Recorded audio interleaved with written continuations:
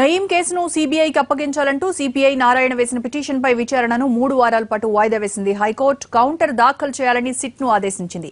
మరిన్ని వివరాలు మా ప్రతినిధి శర్మ అడుగుదాం. శర్మ, నారాయణ వేసిన పిల్పై హైకోర్టు ఏం చెప్పింది? వివరాలేంటి? 15 రోజుల పాటు నయీం కేసు స్తబ్దుగా ఉన్న సందర్భంలో హైకోర్టు ఈ విచారణకు సంబంధించి 3 వారాలకు వాయిదా వేసింది. సిట్ దర్యాప్తు సంస్థ ఇప్పటివరకు ఏదైతే చేసిందో దాని నివేదికను కూడా కోర్టుకు సమర్పించాలని ఆదేశించింది. ఈ అంశానికి సంబంధించి పిటిషనర్ నారాయణ తరపు లాయర్ సుభాష్ ఉన్నారు. ఇవాళ జరిగినటువంటి వాదనలు ఏంటి, కోర్టు ఏం చెప్పింది?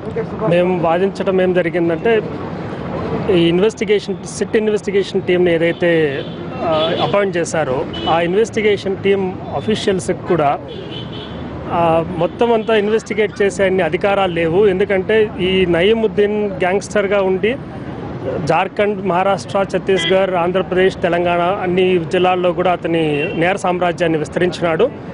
తర్వాత ఇతను దుబాయ్, పాకిస్తాన్ కూడా వెళ్ళి వచ్చినట్లు ఆధారాలు ఉన్నాయని చెప్పి పేపర్లో వచ్చింది. తర్వాత అతను human trafficking, illegal arms and వెపన్స్ని స్మగ్ల్ చేసినట్లు కూడా ఆరోపణలు ఉన్నాయి.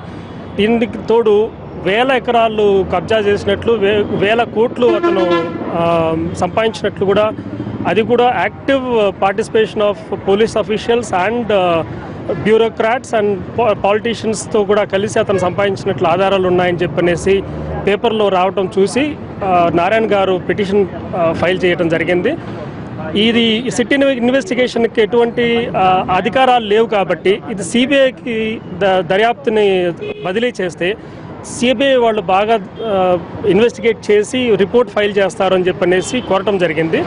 దానికి వాళ్ళ జడ్జి గారు first court justice Ramesh Ranganathan bench ఇది సిట్ ఇన్వెస్టిగేషన్ ఇప్పటి వరకు ఇన్వెస్టిగేషన్ చేసిన మొత్తం రిపోర్ట్ని 3 వారాల లోపల కోర్టు ముందు ఉంచాలని చెప్పడం జరిగింది.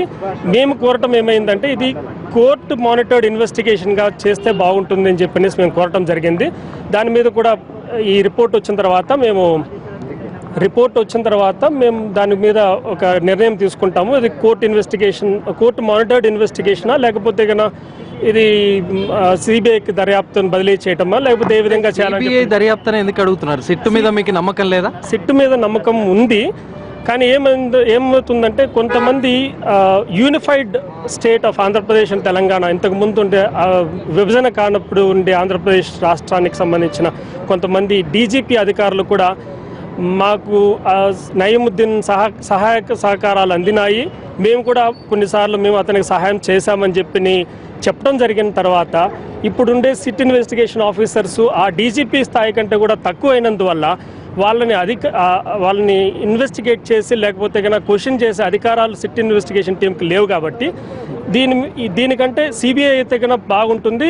రెండోది, అన్ని స్టేట్స్లో కూడా ఇతని నేర సామ్రాజ్యం విస్తరించిందని చెప్పనేసి చెప్తున్నందువల్ల సిట్ ఇన్వెస్టిగేషన్ టీంకి అన్ని అధికారాలు ఉండవు. మిగతా స్టేట్స్కి పోయి ఇన్వెస్టిగేషన్ చేసి రిపోర్ట్ ఫైల్ చేసే అంత అధికారాలు ఉండవు. కాబట్టి సిబిఐ అయితే వాళ్ళకి అన్ని అధికారాలు ఉంటాయి, అన్ని చోట్లకి వాళ్ళు వెళ్ళి అందరినీ ఎంక్వైరీ చేసే అధికారం ఉంటుంది. కాబట్టి సిబిఐకి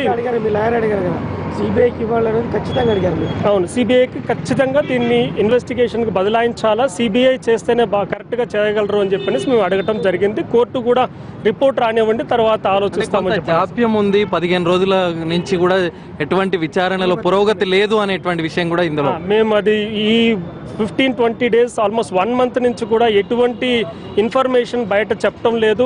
ఇంతకుముందు అయితే ప్రతిరోజు ఎవరిని పలానా వాళ్ళని అరెస్ట్ చేసాం, పలానా ఇన్వెస్టిగేషన్ జరుగుతుందని చెప్పనేది పేపర్లలో, మీడియాలో వస్తూ ఉండింది.